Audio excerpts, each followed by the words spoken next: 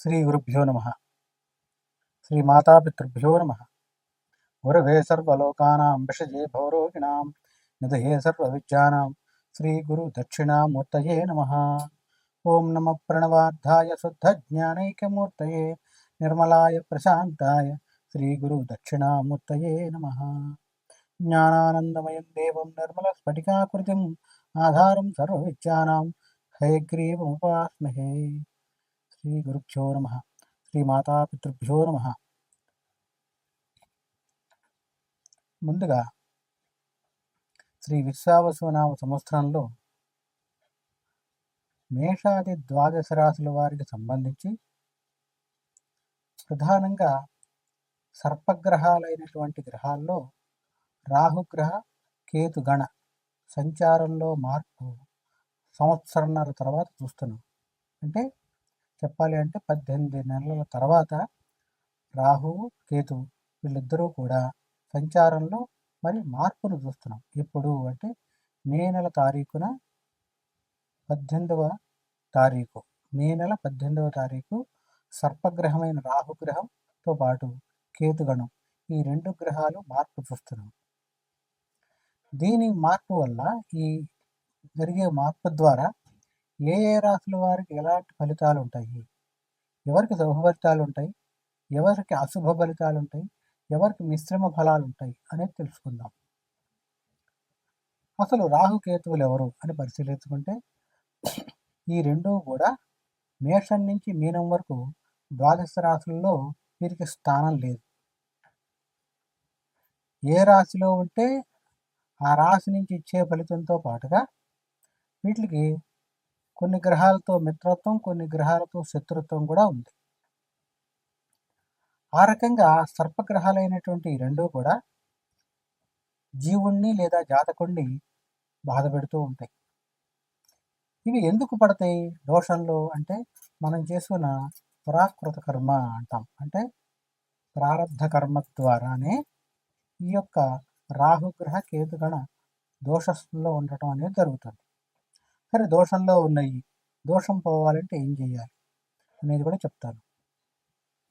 ఇక్కడ ప్రధానంగా గోచారం ఇప్పుడు జరిగేటువంటిది గోచారం.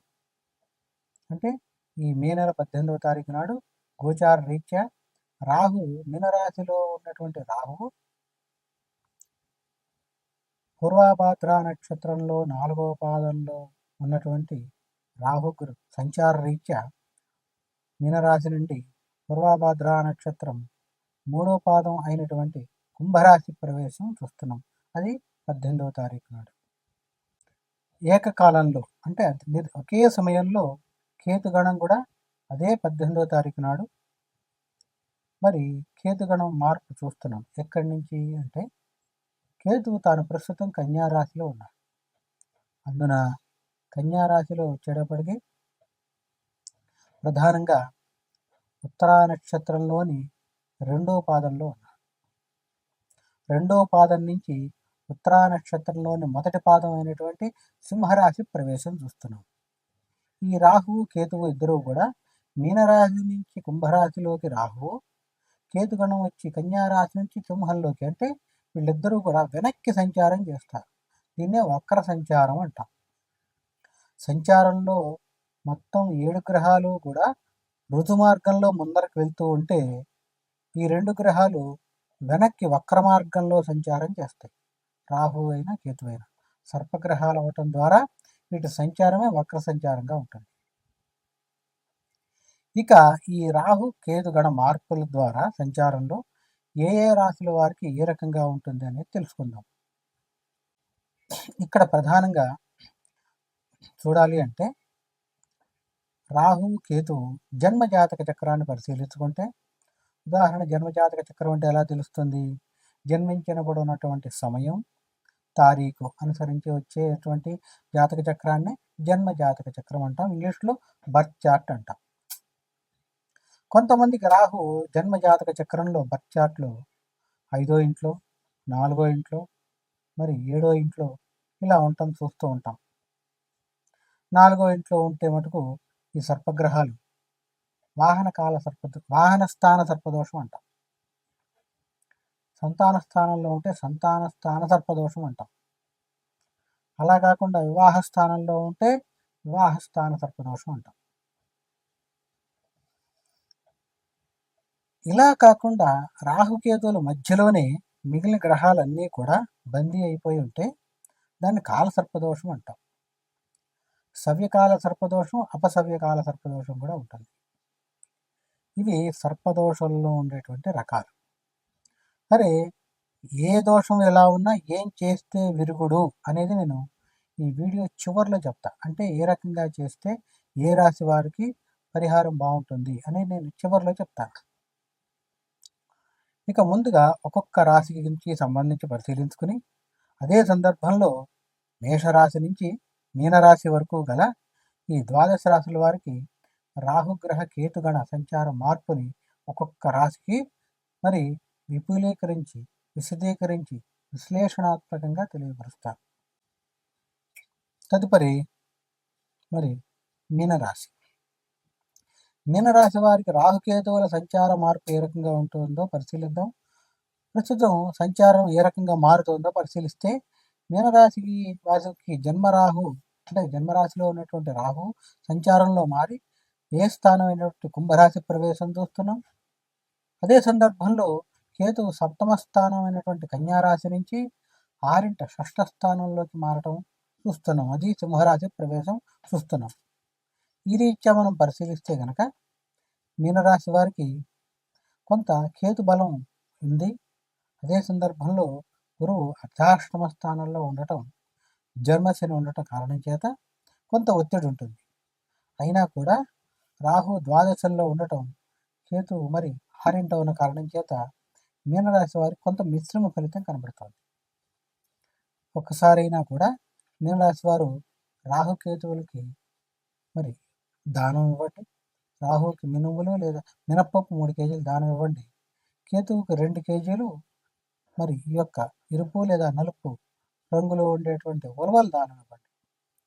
ఇస్తే ఎలాంటి ఇబ్బంది ఉండదు.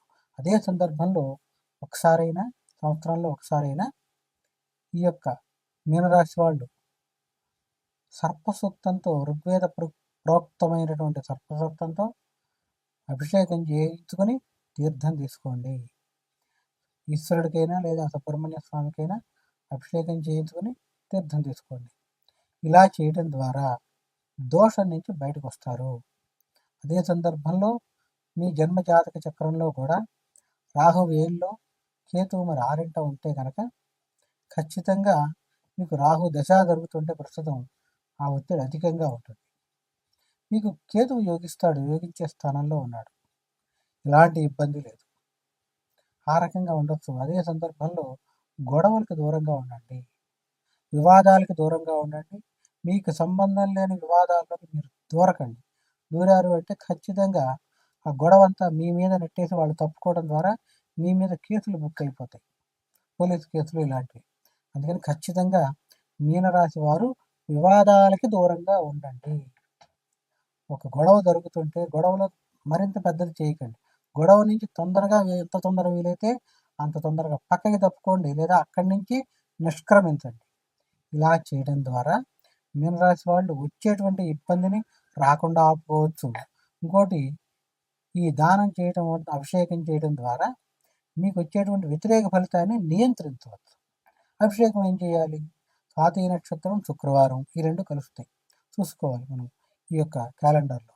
అలాగే లేని పక్షంలో కృత్తికా నక్షత్రం మంగళవారం కానీ, కృత్తికా నక్షత్రం పంచమి తేదీ రోజు కానీ, కృత్తికా నక్షత్రం షష్ఠి తేదీ రోజు కానీ ఈ సర్పసూక్తంతో అభిషేకం చేయించుకోవాలి.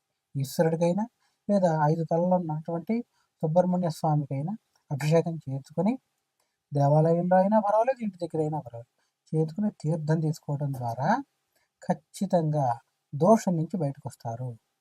ఆర్థికంగా శక్తి ఉన్న వాళ్ళైతే రాహుకేతువులకి హోమం చేసి, సర్పసూక్త హోమం చేసి, సర్పసూక్తాన్ని పాశుపత హోమం కూడా చేసి దానం ఇస్తే అద్భుతమైన ఫలితం ఉంటుంది. ఇది చాలా మరి ప్రమాణపూర్వకంగా చెప్పబడింది. ఏం చేస్తే ఇదే సందర్భంలో అవకాశం ఉన్నప్పుడు మానసాదేవి పూజ కూడా చేసుకోవటం విశేషమైన ఫలితాన్ని ఇస్తుంది. ఏది ఏమైనా కూడా మీకు దీనికి సంబంధించి లేదా జాతకపరంగా ఎలాంటి సందేహాలు ఉన్నా కూడా నా యొక్క నంబర్కి సంప్రదించండి. మీ యొక్క వ్యక్తిగత జాతకాన్ని పరిశీలించి నేను విశ్లేషించి, విశదీకరించి, విపులీకరించి తెలియపరుస్తాను. శుభం. స్వస్తి.